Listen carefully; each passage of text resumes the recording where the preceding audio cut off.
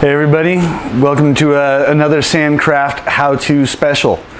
Today we're going to be installing a steering stabilizer. The same equipment fits the 1000s and turbos.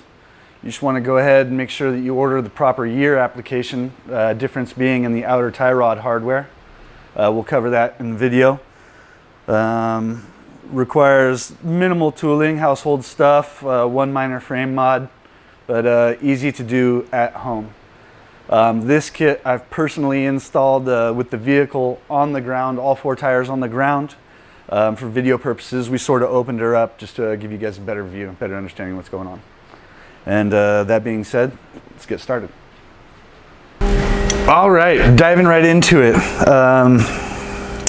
Here we are. I just removed the shock just again to get a good view for you guys. Step one is what first we're going to do is, while we still have the bellows boots on, we're going to go ahead and open up the frame holes to fit the hardware. This is the lower hardware for the stabilizer body, and this is the upper hardware for the stabilizer body. The holes, basically your pilots are pre-existing in the frame.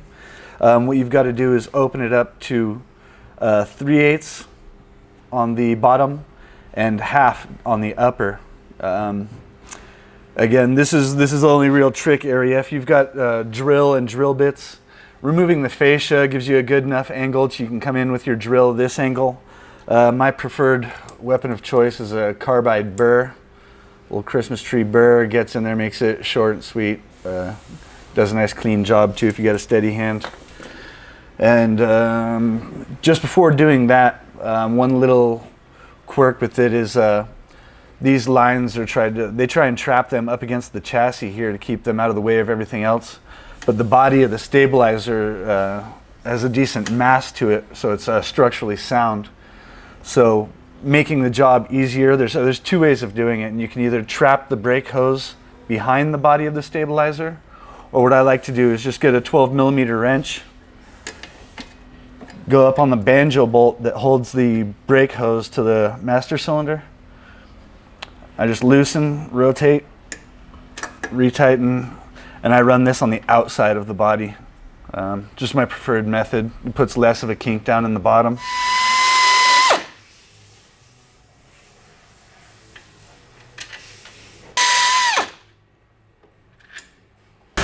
Now that we've got our holes bored out to size here, what we're going to do is go ahead and make sure everything's aligning with the body to the frame.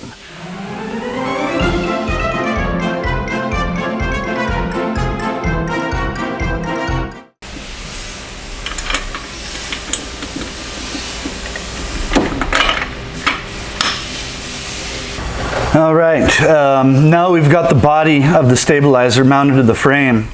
It's time to go ahead and address the tie rods.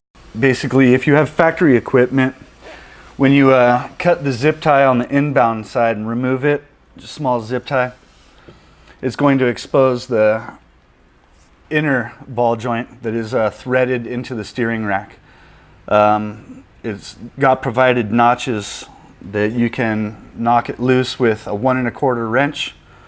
Or one of my little handy dandy speedy tricks is I just use a pipe wrench right on the ball joint. Pulls it right out right quick. You just want to do as minimal damage to the bellows boot as possible because they are actually going to be reused with the stabilizer equipment. And if you do have the aftermarket tie rod ends, basically it's up to your discretion to see what tools are required for removal. This one's rather simple. Just slip the bellows out. It's a clevis pin design. No biggie. Unthread our inner side. Now would be a good time to go ahead and basically wipe out any old grease or add new grease. Do any services you'd like to do because you probably aren't going to have to be in here for a very long time. Now we've got our bellows boots all cleaned up, ready for installation. We can go ahead and actually trim them down to fit the inbound knuckle. Now mind you, there is a left and a right bellows boot. They are different. unless you go with an aftermarket boot, which is also, it works just as well. But with the bellows, there is also a right and left side knuckle. They are engraved on the inside of the knuckle, passenger side and driver side. So you want to match the bellows to that knuckle. Trimming the bellows down is really, it's nothing difficult, hardly. I just use a regular pair of office stationary scissors. Trim it down usually to about the first low spot in the bellows, the valley spot. And I like to leave myself a little bit of lip for putting my retainer on. The knuckle has a ridge to help assist in keeping the bellows on the knuckle as well. You just want to make sure you get to the smallest, closest size to the knuckle. Just make sure you can get a good seal around it. What I like to do is actually use a double wrap mechanics wire around the bellows to retain it. It comes out nice, clean install. It's fairly permanent. Shouldn't be failing on me anytime soon. Sort of aesthetically pleasing. Prior to getting your knuckles or installing your knuckles, I like to make sure I have my electronics for the all-wheel drive pulled back out of the way, so that they don't get smushed at all by the inbound knuckle traveling left and right. Use a little bit of zip tie here.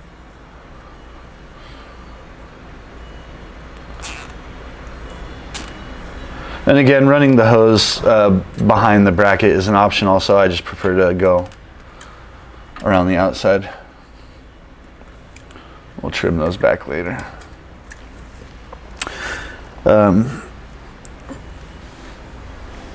Depending on the year that you order the kit for, the hardware for the knuckle is either going to be a 12 millimeter Allen or a 14 millimeter Allen. So make sure you got your tools out for that. Most installs at this point, I'd go ahead and put the thread locker on the hardware because we're really close to tightening everything down. But just for video purposes, I'm just going to go ahead and assemble it, and then I'll go ahead and apply the thread locker afterwards.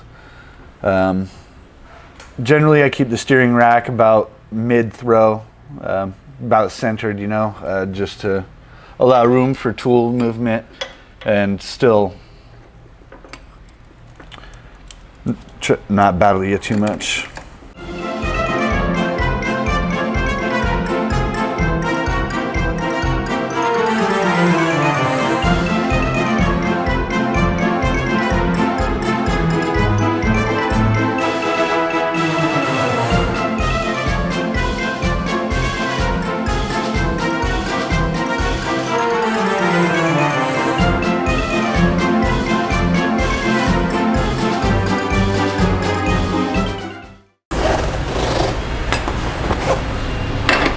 Up front is an 8 millimeter on all models.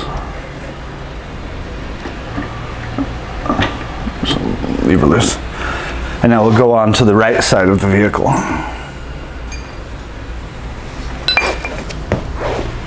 So I left the fasteners, all the bolts loose, like snug, but within proximity there of being tight on the other side. So what we need to do over on the passenger side here, the right side, so we're just going to size up, make sure that the rack is, proportionally in the same length, nothing worn beyond repair. If there's basically any issues we need to address at this point, but everything looks good. So again,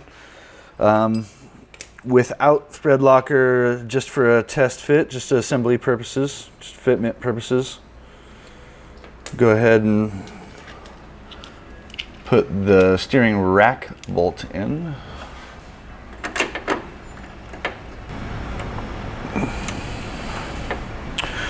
So we've got the rack bolt snug, and being as how there's different models, one of the mains is the actual width of the rack, and the way you'd know if is you want to pay attention to an air gap right here between the stabilizer rod and the actual inbound knuckle to make sure there's no air gap there. That's really just the premium.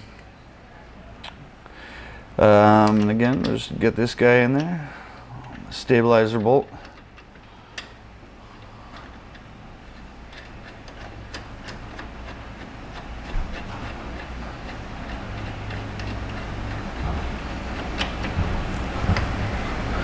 All right, looks good. All right, now we've got everything snug, fit, and correctly.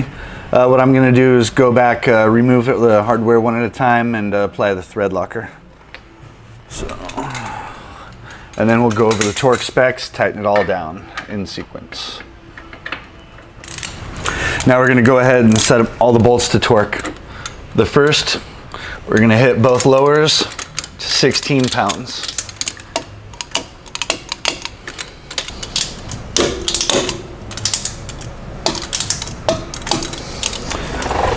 Now we're going to go ahead and do the uppers at 44 pounds.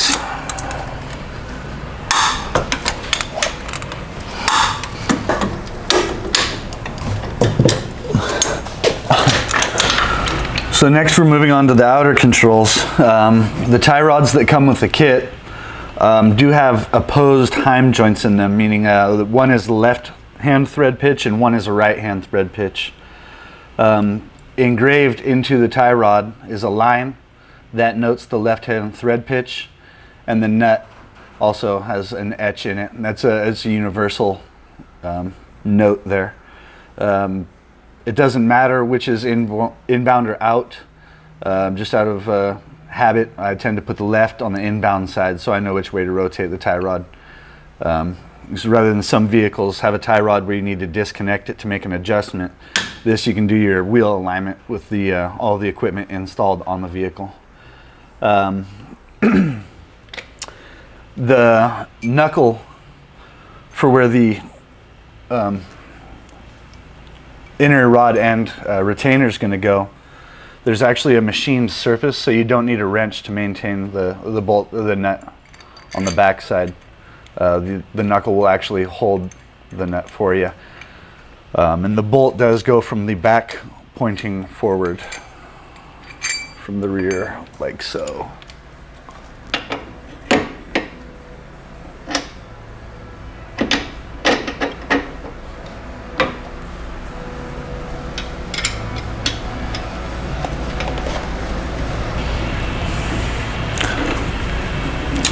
Again, when ordering your kit, you also got to specify the travel you've got on the vehicle. We do make the +4s, plus, and custom units as well.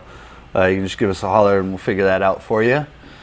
When ordering the kit, like I had mentioned earlier about the hardware that comes with, the 2014s have just a regular straight shank through the end of the spindle. Whereas all the other vehicles have a taper seat to where it meets the knuckle. The 14s, what some guys are doing is they're actually drilling out the knuckle and they'll put a 1/2-inch bolt. That is an option if you can get a really very high grade bolt, but otherwise the hardware will come with your kit.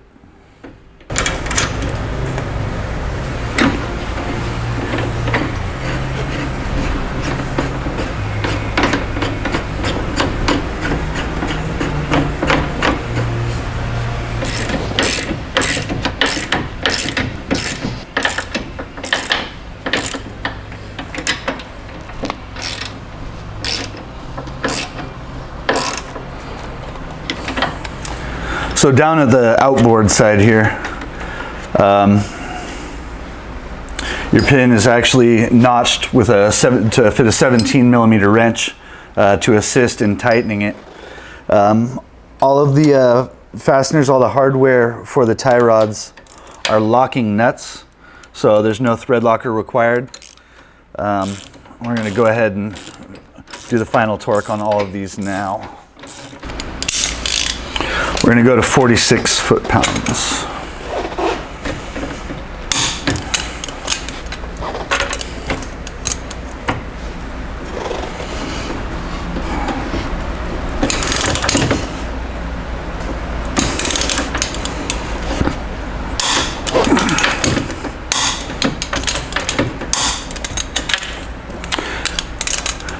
And the same torque goes for the inbound side.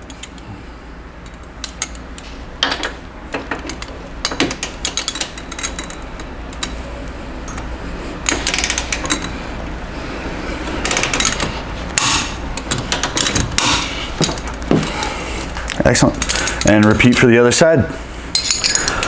Alrighty, so here we are, pretty much wrapping up the project. Just want to throw out another little side note here. The vehicle, this stabilizer kit is equipped with a 5/8 18 Heim.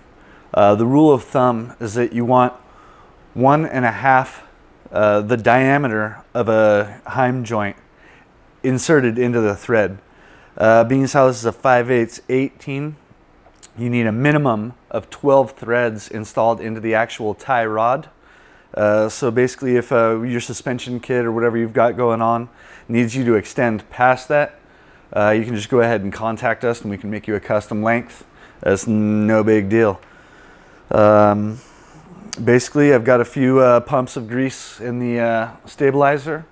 For now, basically, I'm going to put the front fascia on, put the wheels back on. We're going to go for a test drive. Down here at Sandcraft, we prefer about an 1/8 inch of toe in. Your driving style, terrain, everything might steer you another direction, but that's where we like it for a good starting point. Other than that, just make sure you come by sandcraftmotorsports.com and view all of our performance products. Thanks for watching.